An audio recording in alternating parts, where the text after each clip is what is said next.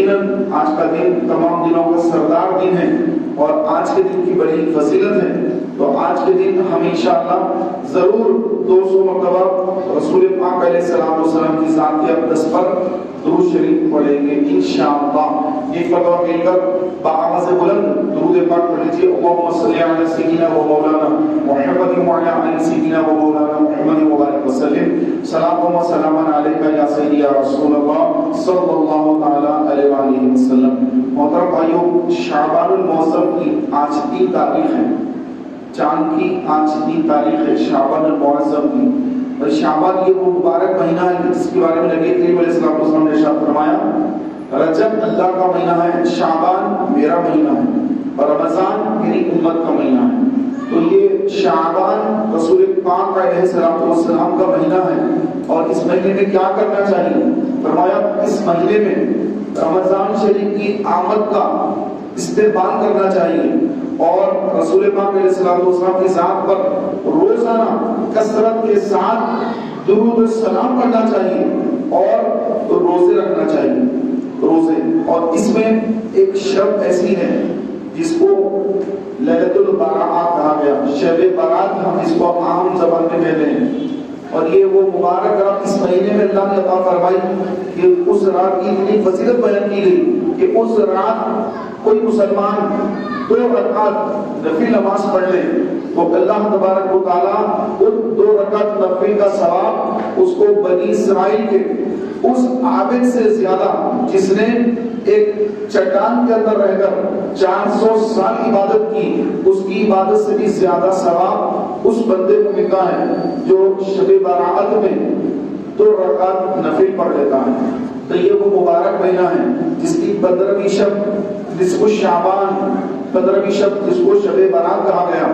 تو اس رات کی بڑی فضیلت بیان کی گئی اور اس کے دن کے روزہ رکھنے کی بڑی فضیلت بیان کی گئی. محترم بھائیوں، ساری رات جاگنا یہ بہت بڑی عبادت ہے اور اس کا آسان نسخہ رسول کریم علیہ السلام نے ہمیں ارشاد فرما دیا کہ انسان زندگی بھر پوری زندگی ساری رات عبادت کا ثواب حاصل کر سکتا ہے.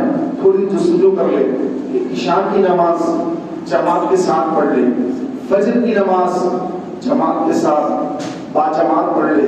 تو جو بندہ عشاء اور فجر باجماعت ادا کر لیا گویا اس نے ساری رات عبادت کی. اگرچہ کہ ساری رات گھر میں سوتا رہا لیکن جماعت کے ساتھ فجر پڑھ لیا اور عشاء کی نماز بھی پڑھ کر جماعت کے ساتھ پڑھ کر سویا. تو سونے کے باوجود اللہ تبارک و تعالیٰ صرف اس واسطے کہ اس نے جماعت کا اہتمام کیا، باجماعت نماز ادا کی تو اللہ تبارک و تعالیٰ اس کو ساری رات عبادت کا ثواب عطا فرماتا ہے. تو یہ جو مقدس راتیں آتی ہیں جس سے شب برات ہے، عیدین کی راتیں ہیں اور شب قدر ہے، تو ان مقدس راتوں میں عشاء کا وقت بھی اکثر بڑھا دیا جاتا ہے. جیسے شب معراج ہے، شب برات ہے، شب قدر ہے. تو عیدین کی نمازیں بھی عید کی شب کے وقت کی، صبح میں رمضان کی عید ہے اس سے پہلے کی رات، صبح میں بقر عید ہے اس سے پہلے کی رات. یہ راتیں بھی بڑی اہم راتیں ہیں. تو ان تمام راتوں کے اندر خاص اہتمام کرنا چاہیے اور اکثر مسجدوں میں عشاء کی نماز بھی لیٹ رکھی جاتی ہے. روزانہ 8 بجے عشاء ہے تو ان بڑی راتوں میں 9 ساڑھے 9 بجے عشاء کی نماز رکھی جاتی ہے تاکہ ہر ایک کو آسانی ہو جائے، کسی کی جماعت نہ چھوٹے. لیکن اس کے باوجود کئی ہمارے مسلمان بھائی ان راتوں میں بھی جماعت کا اہتمام نہیں کرتے، لیٹ آتے ہیں اور آئے بھی تو بس نماز پڑھ کے چلے گئے، جماعت بھی چلے جاتی ہے، اکیلے نماز پڑھ کے گھروں کو لوٹ جاتے ہیں. تو ایسا نہ ہو. یہ خاص راتیں اللہ نے اپنے پیارے محبوب کے صدقے ہمیں عطا فرمائی. پہلے کی امتوں کو ایسی کوئی راتیں نہیں تھی کہ جن کو شب قدر مل گئی، شب برات مل گئی. ایسا نہ توریت میں ہے، نہ زبور میں ہے، نہ انجیل میں ہے، نہ صحیفے جو نازل ہوئے نہ ان صحیفوں میں ایسی راتیں ہیں. یہ ساری راتیں، یہ برکت والی راتیں، یہ مبارک راتیں اللہ نے اپنے پیارے محبوب صلی اللہ علیہ وسلم کی امت کو عطا فرمایا. اور یہ ہمارا کوئی کمال نہیں ہے، یہ تو آقا کا صدقہ ہم لے رہے ہیں، آقا کا صدقہ ہم کو مل رہا ہے. ہماری اس میں کوئی خصوصیت نہیں ہے، ہم بڑے اچھے لوگ ہیں، فلاں ہیں، ہماری کوئی اہمیت نہیں ہے، ہماری کوئی خصوصیت نہیں ہے. یہ سب کچھ آقا علیہ السلام کا صدقہ ہے. ورنہ پیارے محترم بھائیوں، ہم اس قدر گناہگار ہیں، اس قدر بدکار ہیں کہ پہلے کی امتیں جو گناہگار تھی تو اللہ نے عذاب بھیج کر ان کو عذاب پہ مبتلا کر دیا، ان کی ہلاکتیں ہوئی، ان کی بربادیاں ہوئی. لیکن ہمارے آقا علیہ السلام کی آمد کی برکت سے اللہ تبارک و تعالیٰ نے نہ صرف ہم کو بچایا بلکہ دوسرے لوگوں کو بھی اللہ نے عذابات سے محفوظ کر دیا. یہ سب رسول پاک علیہ السلام کی ذات کا صدقہ ہے، ان کی نالے پاک کا صدقہ ہے. میرے پیارے بھائیوں، ہمارے آقا نبی کریم صلی اللہ علیہ وسلم ماہ رمضان آنے سے پہلے شعبان کے مہینے سے رمضان کی تیاری شروع فرما دیتے. جیسے شعبان کا مہینہ آتا تو جن قیدیوں کو قید لگانا ہوگا انہیں قید لگا، ان پر جو حد لگانی ہوتی ہے. حد اس کو کہتے ہیں کہ جیسے کسی مسلمان نے اسلامی ملک میں چوری کی تو اس کے ہاتھ کاٹنے کا حکم ہے. کہاں پر؟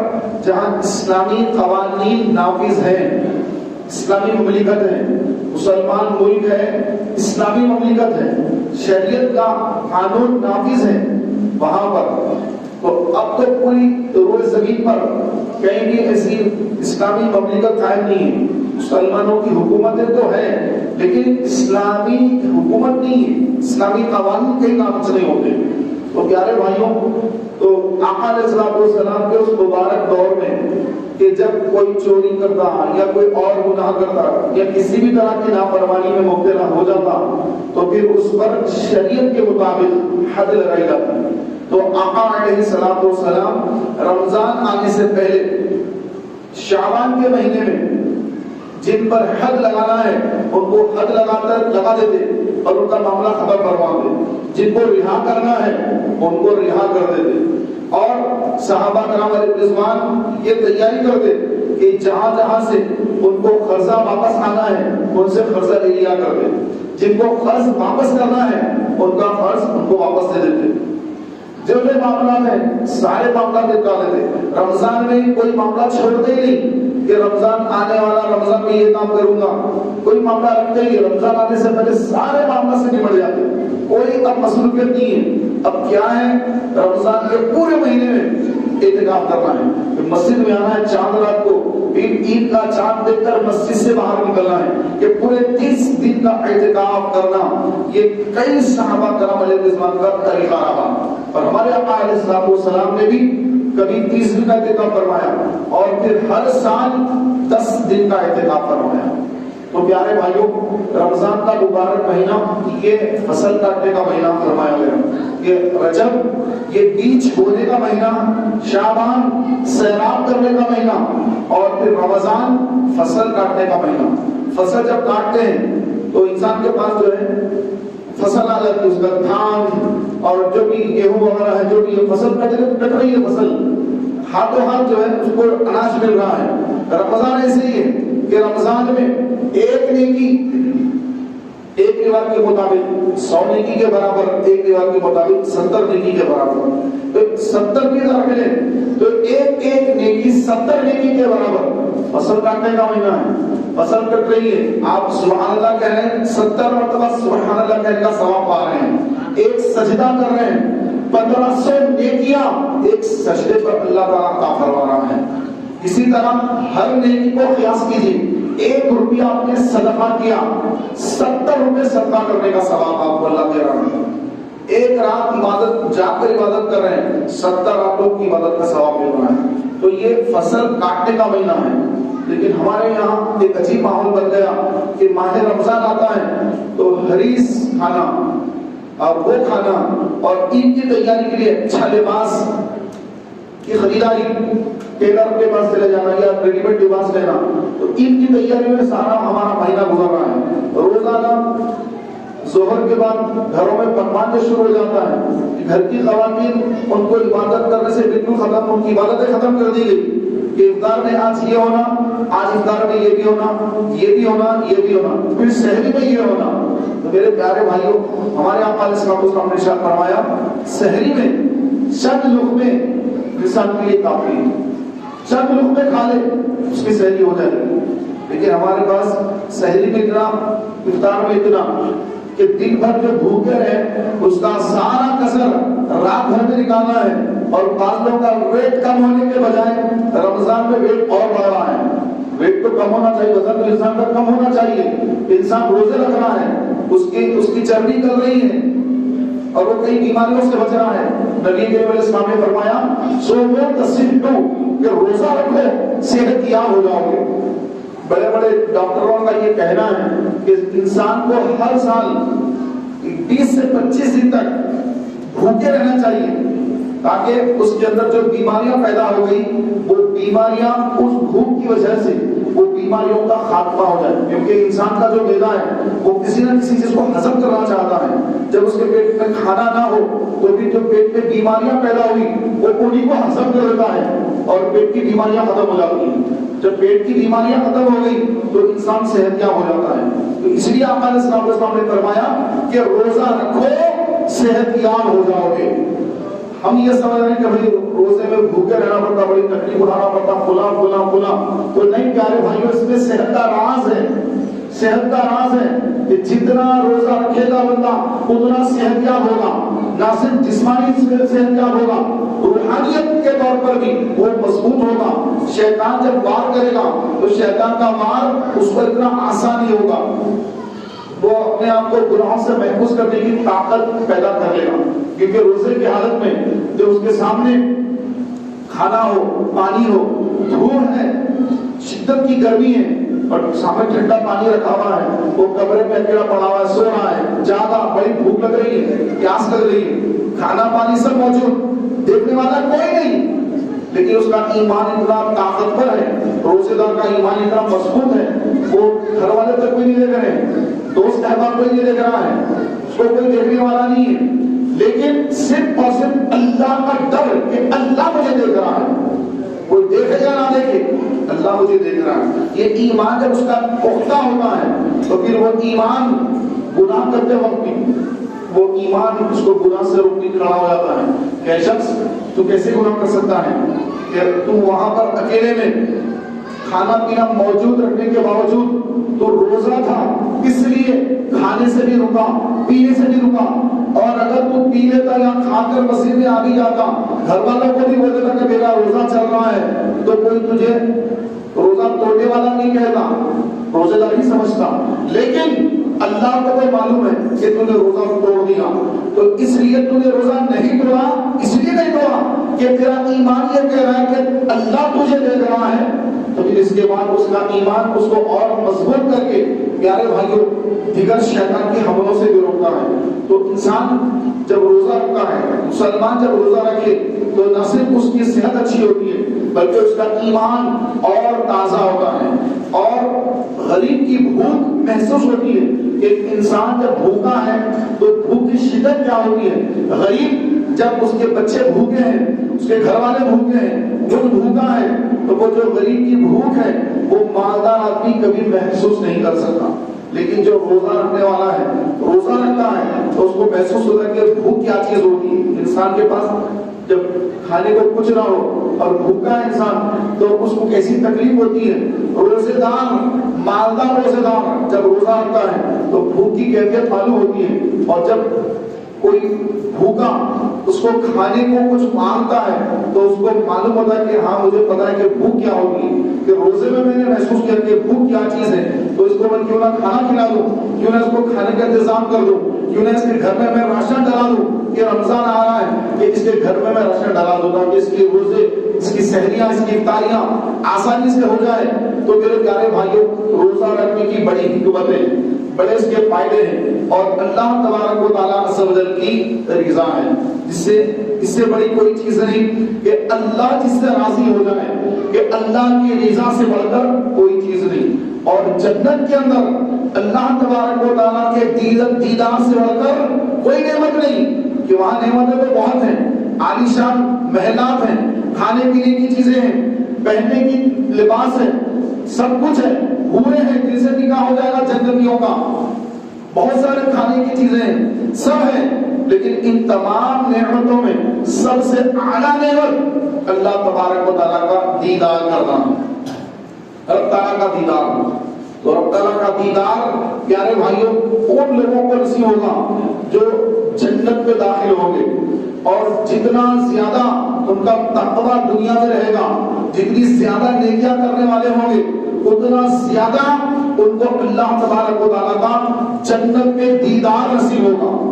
ایک آدمی ضعیف ہو گیا، 70-80 سال کی عمر ہو گئی، اب گناہوں سے توبہ کر رہا ہے، ساری زندگی گناہ میں گزر گئی، اب ضعیف کی آ گئی، اب گناہوں سے توبہ کر رہا. تو فرمایا گیا کہ ایسا بندہ جو بڑھاپے میں توبہ کرے وہ جنت میں بہت کم اللہ کا دیدار کرے گا. اور جو بندہ جوانی میں توبہ کر لے، اپنے رب کو راضی کر لے، تو فرمایا ہر ایک کے درجے الگ ہیں. کہ کئی ایسے ہیں جن کو روزانہ اللہ کا دیدار ہوگا، پھر کئی ایسے ہیں جن کو ہفتے میں ایک مرتبہ اللہ کا دیدار ہوگا، پھر ایسے کئی ایسے جنتی ہیں جن کو مہینے میں ایک مرتبہ اللہ کا دیدار ہوگا، اور کئی جنتی ایسے ہیں جن کو سال میں ایک مرتبہ اللہ کا دیدار ہوگا، اور بعض ایسے ہیں جن کو صرف ایک مرتبہ اللہ کا دیدار ہوگا. الگ الگ روایات میں.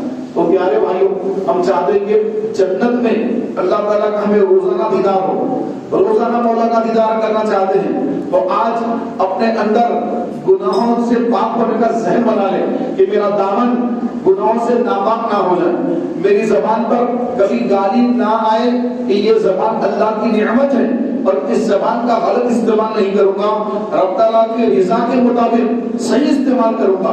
اس زبان سے اگر کچھ بولوں گا تو نیکی کی دعوت بولوں گا، کسی کو اچھائی کی طرف بلاؤں گا، یا اگر کوئی برائی کر رہا ہے اس کو برائی سے روکوں گا. اس سے ہٹ کر نہ میری زبان جھوٹ بولنے کے لیے ہے، نہ میری زبان کسی مسلمان کی غیبت کے لیے ہے، نہ کسی آپس میں مسلمانوں میں لڑوانے کے لیے. چغلی کرنا عام ہو گیا آج، ادھر کی بات سننا ادھر لگانا، ادھر کی بات سن کر ادھر لگانا، آپس میں لڑائیاں کر دینا، جھگڑے ڈال دینا، میاں بیوی میں جھگڑے ڈال دینا، بھائی بھائی میں جھگڑے ڈال دینا، دوستوں کے اندر جھگڑے ڈال دینا. تو یہ جو عام ہو گیا جس کو ہم سمجھتے ہیں بڑی ہوشیاری ہے، یہ کوئی ہوشیاری نہیں ہے، یہ کوئی عقل مندی نہیں ہے، یا بہت اسمارٹ نہیں بن رہے ہیں، بلکہ قبر کا عذاب تیار کر رہے ہیں. نبی کریم علیہ السلام نے ارشاد فرمایا کہ قبر کا عذاب اس شخص کو ہوگا جو پیشاب کے چھینٹوں سے نہیں بچتا اور چغلی کھاتا ہے، ادھر کی سنتا ادھر لگاتا، ادھر کی سنتا ادھر لگاتا. ایسا شخص جب مرے گا تو قبر کے عذاب میں مبتلا ہوگا. تو آپ کوئی اچھا کام نہیں کر رہے ہیں، آپ سمجھ رہے کہ اس میں لگا دیا، دونوں الگ الگ ہو گئے، اب میرا کام آسان ہو گیا، یہ ہو گیا.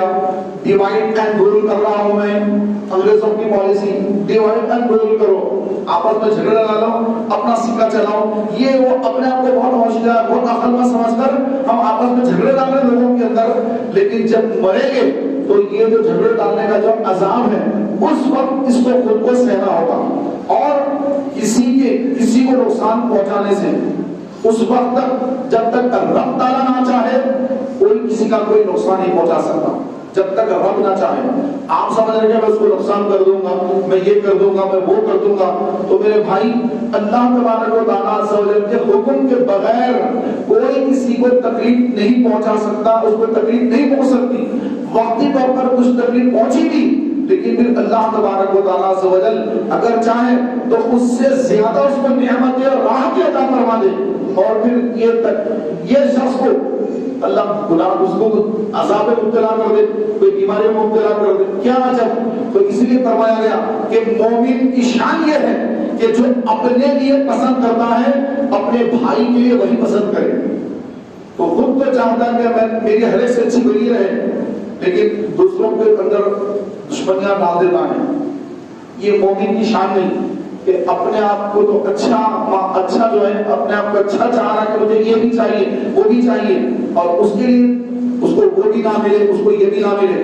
اور یہ کیفیت تقریباً ہمارے پاس 99.9% لوگوں کے اندر موجود ہے کہ مجھے اچھا ملے سامنے والے کو کچھ نہ ملے، مجھے مل جائے یار، یہ بھی مجھے چاہیے وہ بھی مجھے چاہیے. ارے پھر وہ نہیں چاہنا، وہ جو بھی اس کا دیکھا جائے گا اس کا چھوڑو، اس کا مجھے مل جائے تو کافی بس. تو میرے پیارے بھائیوں تو یہ انتہائی غلط صفت ہمارے اندر شیطان پیدا کر رہا ہے۔ اللہ تبارک و تعالیٰ عز و جل کے نزدیک اس دنیا کی کوئی اہمیت نہیں ہے۔ فرمایا کہ اللہ کے نزدیک، رسول کریم علیہ السلام نے ارشاد فرمایا کہ اللہ تبارک و تعالیٰ کے نزدیک اس دنیا کی اہمیت ایک مکھی کے پر کے برابر بھی ہوتی تو اللہ تعالیٰ اپنے دشمن یعنی کافر کو ایک گھونٹ پانی تک عطا نہیں فرماتا۔ ایک گھونٹ پانی کسی کافر کو اللہ نہیں دیتا۔ اگر اللہ کے نزدیک اس دنیا کی اہمیت ایک مکھی کے پر کے برابر بھی ہوتی تو کسی کافر کو ایک گھونٹ پانی تک نہیں دیا جاتا۔ تو میرے پیارے بھائیوں، یہ دنیا کی اللہ کے پاس کوئی اہمیت نہیں ہے، اس کی کوئی اہمیت نہیں ہے۔ اہمیت کس کی ہے؟ اہمیت اس کی ہے کہ جس کا ایمان، جس کا رسول پاک پر ایمان مضبوط ہو، جو مسلمان ہو، جس کا ایمان تازہ ہے، جو ایمان والا ہے، جو مسلمان ہے، جس نے حضور کا کلمہ پڑھ لیا، اللہ کے نزدیک اس کی بڑی اہمیت ہے۔ اور اس کو کوئی تکلیف پہنچائے، اس کا کوئی قتل کر دے مسلمان کا، جس نے اللہ کے رسول کا کلمہ پڑھ لیا، آپ کی اس کی کوئی نام آپس میں اتفاقی ہوگی وہ اپنی جگہ پر، لیکن اس کا مقام اللہ کے پاس اتنا زیادہ ہے کہ اگر کسی کلمہ پڑھنے والے مسلمان بھائی کو اگر کوئی مسلمان قتل کر دے یا کوئی بھی قتل کر دے، ایک مسلمان کو ناحق اس کا قتل کر دے، مرڈر کر دے، اس کو مار دے، تو اللہ کے نزدیک اتنا بڑا گناہ ہے کہ اس گناہ میں جتنے اس میں ملے ہوئے ہیں سازش میں، تو اللہ تعالیٰ سب کو اوندھا منہ کر کے داخل جہنم کر دے گا، سب کو داخل جہنم کر دے گا۔ اور روایت میں لکھا ہے ایک تو حقوق اللہ ہوتے ہیں، ایک حقوق العباد ہوتے ہیں۔ حقوق اللہ یعنی اللہ کے حقوق، نماز، روزہ، یہ زکوٰۃ، یہ حج، عبادتیں، یہ سارے حقوق اللہ۔ ایک ہوتا حقوق العباد، بندوں کے حقوق۔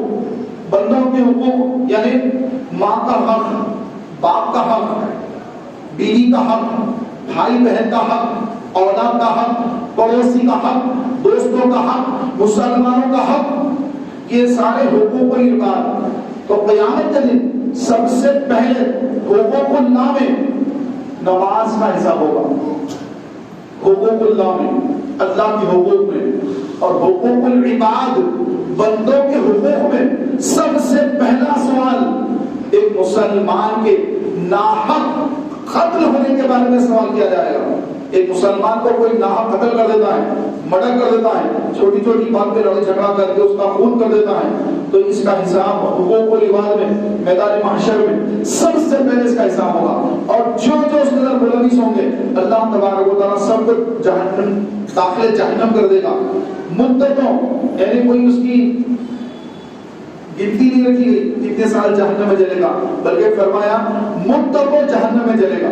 آپ کیا سمجھ رہے ہیں کہ غصہ آیا، چاقو نکال کے مار دیا، اس کو مار دیا، اس کو مار دیا، اتنا آسان ہے کہ کل میدان محشر میں جب یہ آئیں گے قتل کرنے والے، آج جو ہے قتل کر کے اپنے آپ کو پال کو بڑا سمجھتے ہیں، بھائی تو یہ بن گیا، لوگ اپنے سے ڈر رہے ہیں، سب میرے کو سلام کر رہے ہیں، ہر بھائی سلام کر رہا دیکھتے، ارے بھائی یہ لوگ بہت خطرناک ہے، یہ لوگ فلاں ہیں، یہ لوگ فلاں ہیں۔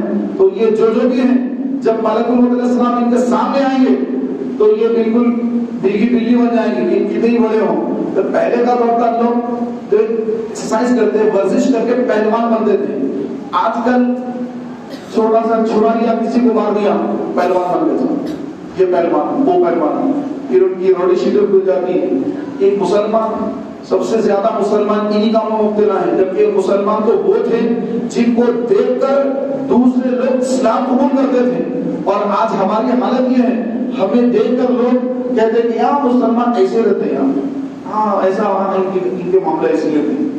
اسلام جو پھیل رہا تھا، ہم جیسے لوگوں کی وجہ سے اسلام پھیلنا رک گیا، بہت کم اسلام پھیل رہا ہے، اسلام میں لوگ داخل ہو رہے ہیں، لیکن ہم کو دیکھ کر نہیں، اللہ کے رسول صلی اللہ علیہ وسلم کی سیرت کو پڑھ کر، قرآن کو پڑھ کر، الگ الگ لینگویجز میں قرآن کو پڑھ کر، رسول کی سیرت کو پڑھ کر آج بھی کئی لوگ اسلام میں داخل ہو رہے ہیں۔ لیکن ہمارے اعمال کو دیکھ کر نہیں ہو رہے ہیں. یہ ہم ذہن میں رکھ لیں, ہمارے طرف سے اسلام کو کوئی فائدہ نہیں ہو رہا ہے.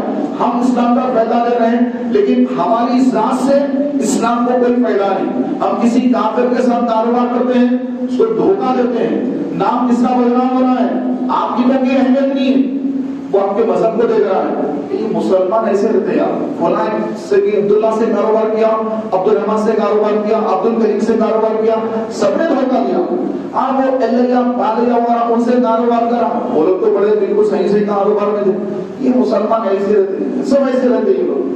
اور آپ کا تو بس تھوڑا بہت پیدا ہو رہا ہے, لیکن آپ نے اس شخص کو اسلام سے دور کر دیا, وہ کبھی بھی اسلام کے قریب نہیں آئے گا.